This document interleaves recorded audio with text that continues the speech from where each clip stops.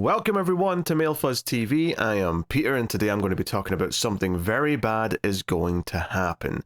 So spoilers for the episode. This is episode 2, by the way. I should mention that. It is also a Patreon sponsored review, so thank you very much to Allison for making the pick. So episode 1 set up, main character getting married, something weird is going on. Something's rotten in the state of Denmark, as they say. And this episode, though, we get a full episode of her living at this cabin with his family, with Nikki's family. And they're very intense, they're very weird, right from the get-go.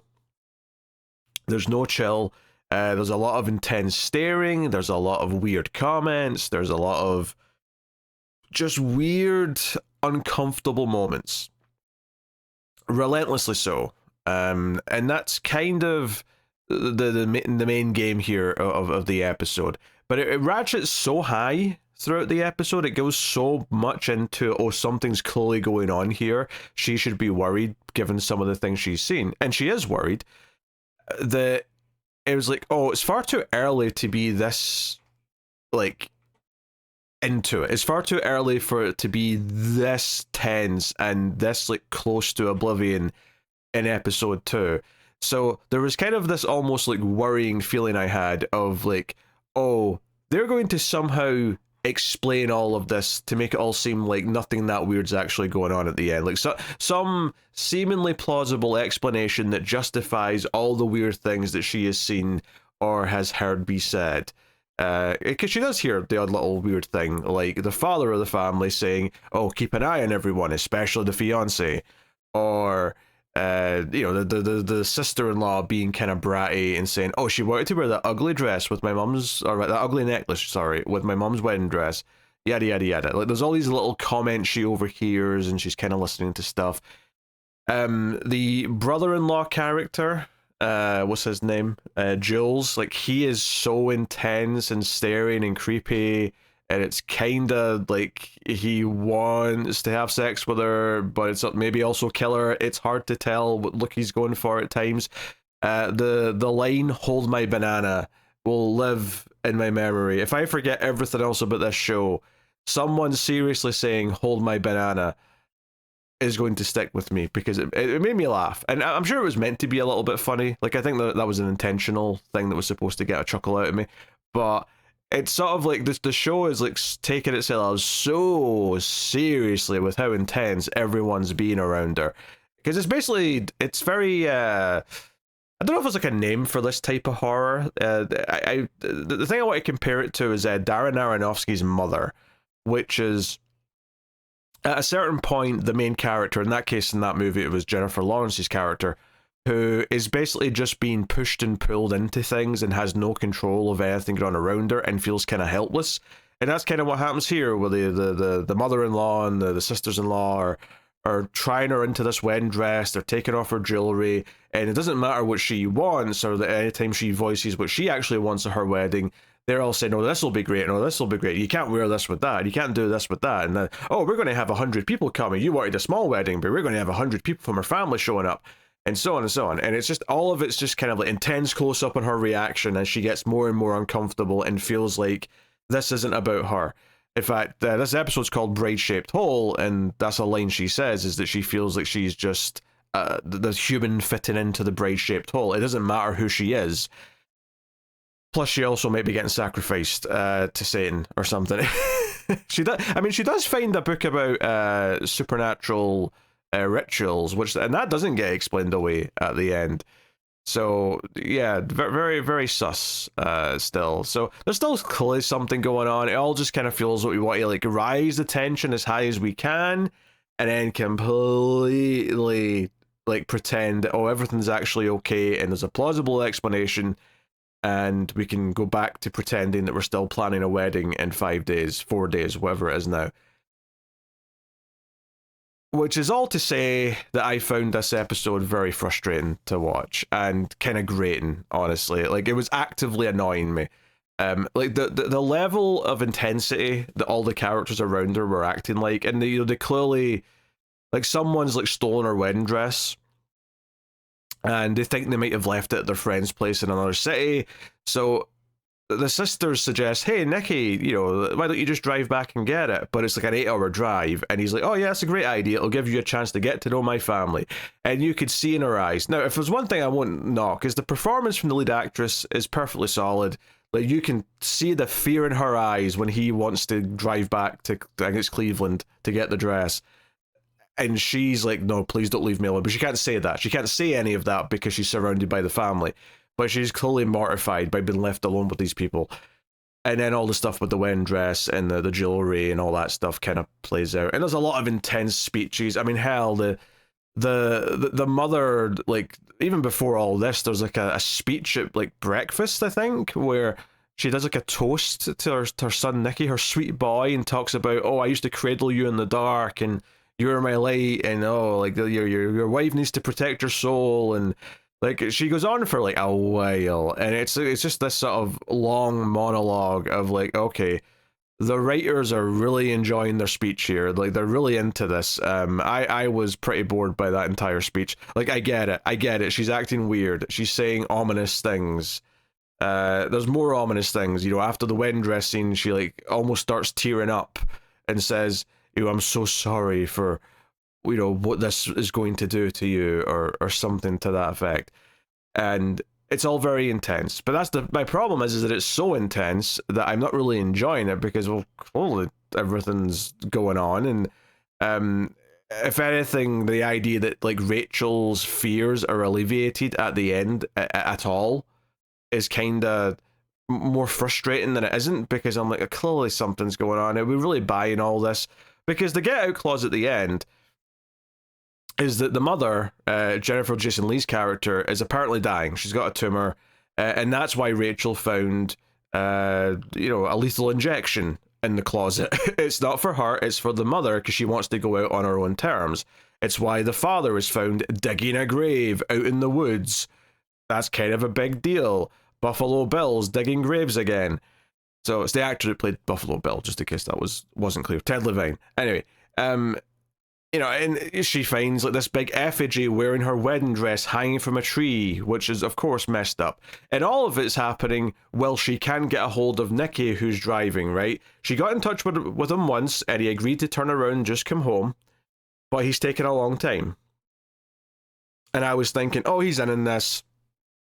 He's lured her home, like Get Out or like something like that, where, or you know, like he's like in the whole ritual thing. This is all, he's part of the whole thing, and you know, so there's this extra worry from her that he's taken a long time, that he's not answering any more calls, and when he eventually shows up after she's seen some of this stuff and is running out in the night, and she's at the point where we just need to drive now. I don't care about my bags. I don't care about anything I've left in the house. We just have to go, and I don't even want you to go and talk to them because they might hurt you. Let's just leave. She's that freaked out.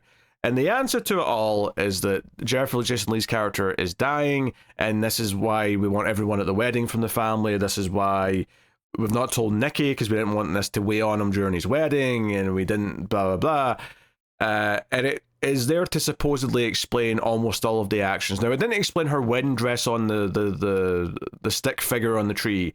That turns out to be the child. So the Nicky's brother, Jules, his son, Jude. Jules and Jude? Jules named his son Jude. All right, okay. He was worried that because Rachel had a nosebleed, that would attract the sorry man. So he put out this bride scarecrow to trick the sorry man. And, like, you know, eventually at the end here, Jules is like, oh, you know the sorry man. Like, he's not real. It's a story I made up. And they all have to, like, say in unison, the sorry man's not real, the sorry man's not real. And then the final shot of the episode is some figure outside standing there. Could it be the sorry man? The sorry man seems to exist. That's what the ending implies anyway. So, I don't know, I don't really enjoy how the characters in the show act. Right, I don't enjoy the family. Obviously, it's all designed to try and like create creepy tension, but it's so over the top and it's so like directed like a horror movie at all times that it just feels, I don't know. try hard, mate. Maybe it's just like this idea of like all suspension of disbelief of why the main character would accept a single thing that is being said to her is hard to buy when everything is turned up to 11 the way it is. It feels almost disingenuous, like it's almost a little manipulative, because let's say, for example, that no, the family's not evil and it is just this outside force that's going to come in and the family's not up to anything. If the family's not up to anything, then every single choice they've made in how to portray the family, how to show them, how to the dialogue they've had, like all of that has been just there to try and create false tension, effectively, if that's the case. And, if they are up to something, and that's kind of what I would lean towards, that either they're sacrificing someone to the sorry man or whatever it is they're doing, then it's just not that fun building up to it for me, because it's so plainly clear from the word go that they're I don't know, raving mad, that they're horrible, that they're murderous, they're deadly. I think Jules especially, I don't know who I dislike more, Jules or the mother character, Victoria. I think both of those characters, every single time they were on screen, I was like just annoyed for every single word they said. Every single time Jules stared at her intensely, creepily, like undid the back of her dress, the way that he like gets kind of passive aggressive about what Rachel should call him, because she refers to the father as a doctor, whatever their last name is, and he's like, so you call my father that? You realize that I'm also a doctor? And it's like, it's this awkward, tense thing, and I just, none of it feels natural to me, and I find myself, I don't know, I guess when you boil it down, I guess I just really don't like the premise all that much, but it's because it's lending itself to all this, every family member's acting kind of weird and creepy and whatever. The only person who seems kind of normal may be Jules's wife, who also married into the family. Maybe she's a little bit more normal or sympathetic, but at the same time, she seems like she's, I don't know, in on stuff. But she gives her a little wink at one point at the start of the episode, so that's something, I guess. But it's just every time one of those two characters was on screen, especially, and I didn't really like it when the father was on screen that much either, to be fair, or the other the bratty blonde sister who's like really superficial. Like she's annoying, and she did at least have one line that made me laugh. Like before Nikki leaves to the drive, he walks into the room where Rachel's there with all the other women, right? So Victoria's there, the sister-in-laws are there. He walks in, and his blonde sister Portia says, "Oh my god, you came in without knocking. Like, we could have been naked." And Nikki rightfully says, "All of you?" Because it's not just her on her own, which would be a fair point, but it's like, there's like 4 people in here. Like, why would they all be naked? And when he says, "All of you," which is a fair question to ask, she goes, "Oh my god, why are you picturing it?" He never said he was picturing it. And it's weird for you to leap to that conclusion. Why do you think he's picturing, right? It's one thing for him to picture his wife naked. It's problematic, perhaps, but not necessarily like creepy on a physical level to imagine his sister-in-law naked. But you're his sister, and the other woman in here is his mother. Why would he be picturing all 4 of you naked? Which is not to say that I hate the line. It made me laugh, right? It was a weird line that made no sense. It was so weird that it gave me a chuckle. So, I'm not criticizing it, but it just like the brain process of this character, I'm not really quite fathoming.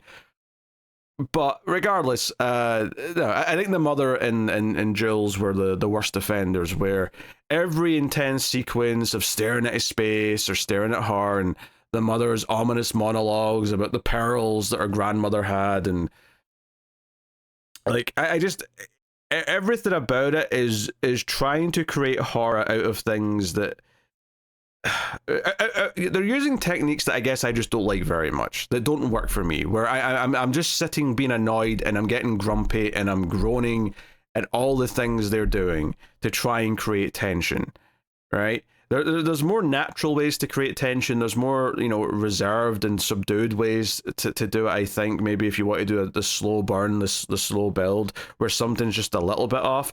But that's the problem here. Things aren't just a little bit off. They're intensely off. They are like 11 out of 10 off, to the point where like we're just a little blip off the meter to like the brother just turning around and saying, "I want to wear your skin." Like that's like like we're so on the edge of just the Texas Chainsaw Family at a certain point that, and I'm exaggerating a bit obviously, but that's how it makes me feel, where it's like we're not doing something that's actually that slow and brooding.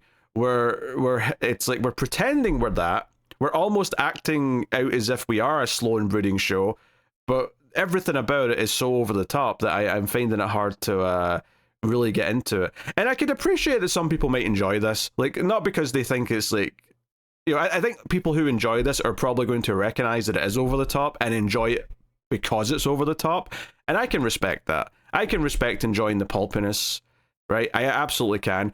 I just don't think this particular type of pulpiness works for me. Like I'm frustrated at the tropes of like, oh, the husband character not really believing her, or at the very least like downplaying what she's saying and being frustrated that no one else is like acknowledging that stuff going on here is weird. And I get that's what the tension is that she's surrounded by people who are weird and she's got no one to turn to. She's on her own. She's isolated. I get that. I get that's where it's supposed to come from. But honestly, I just find it kind of frustrating. Like every time they added something new on to make her uncomfortable, I'm just like, okay, yeah, I guess this too. Yeah, I'm finding myself like, you know, I don't even know what else to say about this episode. In all honesty, right? Because, you know, it's basically, you know, it's the dress fitting stuff, the dress going missing. They do address that note, you know, in the back of the invitation from last episode where Nikki just says, oh, it's like hate mail. It's clearly someone who doesn't like me, so I wouldn't worry about it. And it's like, okay. Because it sounds more like a warning to me. Someone who knows what's going to happen to her is trying to warn her. I think that's the way most of the audience are going to read that letter. But he's sort of dismissing it as, oh, it's clearly someone who hates me, right? They're judging me, not you. But yeah, so the whole dress thing happens, and then she thinks she finds the what do you call it, the container for the dress. Oh God, what do you call the zip up thing? Anyway, she finds that under the bed and goes snooping, and this is where she has a creepy encounter with the father, who seems to hate that she's wearing his wife's old dress. And then she runs into the brother Jules, who gets all kind of creepy and stares at her. And they do a whole thing here, which I guess, actually, you know what? This probably sums up what I don't like about this type of story, or this type of horror, right? Is he finds her snooping around. He's eating his banana, as previously mentioned. And she says she's looking for a dress, and he's like, right. And he's staring at her all like creepy, and let's face it, kind of rapey, if I'm being honest. And he says she's cold, and she's like, excuse me? She doesn't get what he means. I got what he meant. I immediately got what he meant. But she starts to walk out the room, and he's like, colder. And she looks over, and we kind of play this whole scene of tension of like, oh, he knows where the dress really is, and blah, blah, blah, blah. And it's going to be so creepy. He knows something. But as he says warmer and warmer and warmer, she then realizes that she's been directed over to the mirror. And he's like, dang, that looks like a wedding dress to me. So it's like, we build and we build and we build, and oh no, see how it was nothing. It's kind of like a fake out jump scare, right? In a horror movie, but instead of it being like a quick fake out, it's like drawn out. And I feel like almost everything here is like the show constantly like being like creepy, creepy, creepy. Now here's a reason for that. It's not that creepy, but you know it's still creepy. And the show knows we still think there's something going on. Like, we're not idiots. It's a horror story. We know we're going somewhere. But I just find this whole process tedious. I find it very tedious. I find it very yeah. Honestly, by the end of this episode, I was like I was like hating most of the characters on the show. I don't hate the main character. Rachel's completely fine. She's the normal one everything's happening to. But the other characters are just pissing me off. Like, I'm not enjoying or thinking, oh, they're creepy and weird and cool. I'm just annoyed at them. I'm just like, oh, the writing here is so over the top with every weird thing that they're going to do. And it's like, oh, she's uncomfortable at dinner, and they're all openly criticizing the fact that she's not eating enough or she's not talking enough. Like, this is still shitty behavior, even with the explanation of the mother dying at the end. So it doesn't really absolve a lot of their attitudes throughout everything.